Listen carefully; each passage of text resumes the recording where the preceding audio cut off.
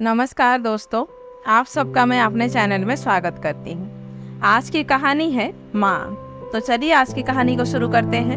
शहर में मौसम आज कुछ ज़्यादा ही खराब था। कड़कड़ाती बिजली और तेज गरजते बादलों के साथ पिछले 2 घंटे से झमाझम होती बारिश की वजह से शहर की सड़कों पर हर तरफ पानी ही पानी दिखाई पड़ रहा था। आमतौर पर तो इस शहर का बाजार तकरीबन रात 10 बजे तक खुला रहता था, पर आज घनघोर बारिश और खराब मौसम के चलते दुकानों के शटर वक्त से पहले गिर चुके थे। साथ ही शहर के कई हिस्सों में बिजली भी गुल थी, जिस वजह से इस बरसते हुए पानी के बीच सड़क पर कुछ एक 4 पहिया वाहनों के अलावा सिर्फ कुछ जरूरतमंद एवं नियमित दिनचर्या वाले लोग ही आते जाते दिखाई पड़ रहे थे, वह भी छाता के साथ। इन्हें चंद 4 पहिया वाहनों में एक सरकारी कार शहर के नए पुलिस कप्तान आनंद दीवान की भी थी। दीवान का लखीमपुर जिले से 2 दिन पहले ही इस शहर में स्थानांतरण हुआ था और आज ही उन्होंने पदभार ग्रहण किया था।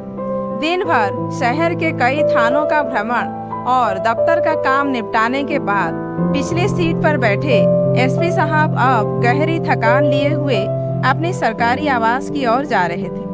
कार की ड्राइविंग सीट पर उनका सरकारी ड्राइवर एवं बगल वाली सीट पर गनर बैठे हुए थे, जबकि अत्यधिक थकान के कारण इस दौरान वह बीच बीच में हल्की झपकी भी ले लेते थे। तभी अचानक से ब्रेक लगाने की एक जोरदार आवाज के साथ एक झटके में कार रुक गई। एसपी साहब का सिर कार की अगली सीट से टकराते टकराते बचा। क्या हुआ मनोहर, ऐसे ब्रेक क्यों लगाया? एसपी साहब ने अपने ड्राइवर पर झल्लाते हुए उससे पूछा। सॉरी सर, पर कार के सामने अचानक से कोई आ गया था। कार को सड़क पर ही रोककर गनर नीचे उतरा तो उसने देखा कि लगभग 35 साल की एक महिला उनकी कार ले बोनट के ठीक सामने बदहवासी खड़ी है। तेज बारिश के कारण उसका भीगा हुआ चेहरा एकदम साफ तो नहीं दिख रहा था, पर पास जाने पर गनर ने देखा कि वह महिला बेहद परेशान दिखाई पड़ रही थी। हेलो मैडम, यही गाड़ी मिली थी क्या सुसाइड करने के लिए आपको? अभी एक्सीडेंट हो जाता तो कल मीडिया में हम पुलिस वालों और हमारे साहब को विलेन बनाकर दिखाया जाता। चलिए हटिए सामने से। गनर की बात सुनकर वह महिला करीब आ गई और उसने लगभग गिड़गिड़ाते हुए बताया कि वह जानबूझकर इस गाड़ी के सामने आई है। वह एसपी साहब से मिलना चाहती है। महिला की बात सुनकर गनर ने उसे सुबह ऑफिस आने को कहा, पर वह लगभग रोते हुए हाथ जोड़कर एसपी साहब से मिलने की गुहार लगाने लगी। एसपी आनंद दीवान एक बेहतरीन और होनहार पुलिस अधिकारी थे। उन्हें जनता की उतनी ही चिंता होती थी जितनी कि अपने परिवार की। कार के बाहर महिला का हंगामा होते देख वह स्वयं भी कार से उतर आए। हालांकि कार में इस वक्त छाता मौजूद नहीं था, पर फिर भी उन्होंने बारिश में भीगना मुनासिब समझा। एसपी साहब को अपने सामने देखकर वह महिला बेहद भावुक हो गई और जोरों से बिलखते हुए उसने अपनी करुणामयी समस्या उन्हें सुनाई। महिला ने बताया कि वह पास ही की गली में स्थित एक फ्लैट में रहती है। उसका पति अत्यधिक शराब पीता है, साथ ही उसका किसी दूसरी महिला से अफेयर भी है। उनका एक 7 साल का बेटा है। आज उनके पति ने उस दूसरी महिला के साथ मिलकर उसे और उसके बेटे को रास्ते से हटाने की योजना बनाई। उन्होंने फ्लैट के ही अंदर एक कमरे में उसे और उसके बेटे को बंद करके किसी जहरीली गैस का रिसाव सारे कमरे में कर दिया है, जिससे कि दोनों की मौत एक हादसा लगे। अंतिम समय में किसी तरह से खिड़की के रास्ते वह तो बाहर निकलकर भाग गई, पर उसका बेटा अभी भी उसी कमरे के अंदर बंद है। अगर उसे जल्दी नहीं बचाया गया तो उसकी जान चली जाएगी। महिला की बात सुनकर एसपी साहब दंग रह गए। बेहद संवेदनशील मामला था। महिला को साथ लेकर वह उसके बताए गए पते पर अपने गनर सहित लगभग दौड़ते हुए गए। इस दौरान उन्होंने क्षेत्रीय पुलिस को भी सूचना दे दी थी। जल्दी ही वह उस फ्लैट तक भी पहुंच चुके थे। फ्लैट का दरवाजा बाहर से लॉक था। उन्होंने किसी तरह से उसे तोड़कर अंदर मौजूद बंद कमरे को जैसे ही खोला, उनका दम घुटने लगा। अंदर सच में ही जहरीली गैस का रिसाव हुआ था। आनंद दीवान और उनका गनर अपनी नाक पर रुमाल रखकर तेजी से अंदर गए। वहां एक कोने में फर्श पर उन्हें एक महिला पड़ी दिखाई दी।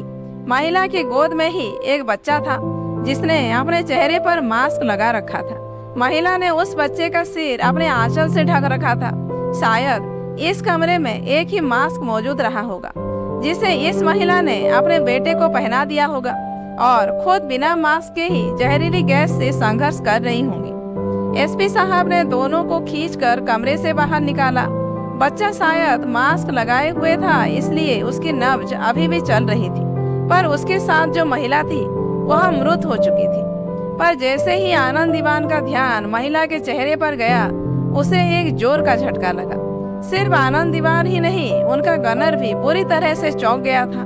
आखिर ऐसा कैसे संभव था? यह मृत महिला वही थी जो उनकी गाड़ी के सामने आई थी और उन्हें सारा मामला बताकर यहाँ तक लेकर आई थी। सिर्फ चेहरा ही नहीं, इस महिला ने भी हुबहू वैसे ही लाल साड़ी पहन रखी थी जैसे कि उसने पहनी थी। इस दौरान क्षेत्रीय पुलिस और एम्बुलेंस भी आ चुकी थी। एसपी साहब तेजी के साथ दौड़ते हुए अपनी फूलती सांसों के साथ उस फ्लैट से बाहर निकले और चारों ओर उस महिला को तलाशने लगे जो उन्हें यहाँ तक लेकर आई थी, पर वहाँ दूर दूर तक कोई भी नहीं था। कुछ ही देर बाद बच्चे को एम्बुलेंस से अस्पताल ले जाया जा रहा था, जबकि उस महिला के मृत शरीर को पोस्टमार्टम हाउस उसे ले जाते वक्त स्तब्ध से खड़े एसपी साहब की नजरें उस महिला के चेहरे पर ही टिकी थी। एक बेहद गहरा सुकून उसके चेहरे पर दिखाई दे रहा था। शायद वह सुकून अपने बेटे को बचा पाने का था, भले ही इस प्रयास में उसकी खुद की जान चली गई। ऐसा बलिदान, ऐसी निस्वार्थ मामला एक माँ के अलावा भला इस संसार में दूसरा कौन कर सकता है? मृत्यु के बाद भी जिसकी ममता, जिसका दुलार अपने संतान के लिए जीवित रहता हो, उस माँ की तुलना भला कौन कर सकता है? उस माँ ने अपने जीवन के अंतिम क्षणों में भी खुद की चिंता किए बिना अपने बेटे को जीवन दान देने का पूरा प्रयास किया था। उसे बचाने की कोशिश में वह खुद तो चल बसी थी, मगर उसके दिल में मौजूद बेटे को बचाने की ममतामयी जीत उसकी मृत्यु के बाद भी जिंदा थी। और उसी जीत के चलते शरीर छोड़ चुकी उस माँ की आत्मा का भी बस एक ही लक्ष्य था, बेटे को बचाना। ममता का ऐसा अनोखा किस्सा अपनी आंखों से सजीव देखकर एसपी आनंद दीवान की आंखें अगले कई दिनों तक आंसुओं में डूबी रही। उन्होंने उस महिला के हत्यारे को बहुत जल्द जेल की सलाखों के पीछे पहुंचाकर अपना कर्तव्य तो पूरा किया ही, साथ ही उस मासूम बच्चे के स्वस्थ होते ही उसे गोद लेकर एक माँ की तड़पती हुई आत्मा को भी अथाह सुकून देकर उसे भी मोक्ष की प्राप्ति दिलाने में मदद की। तो दोस्तों, आज की कहानी कैसी लगी कमेंट करके जरूर बताएं। अच्छी लगी हो तो एक लाइक कीजिए, जानने वालों को शेयर कीजिए और ऐसे ही वीडियोज आगे देखने के लिए मेरे चैनल को सब्सक्राइब करना मत भूलिए।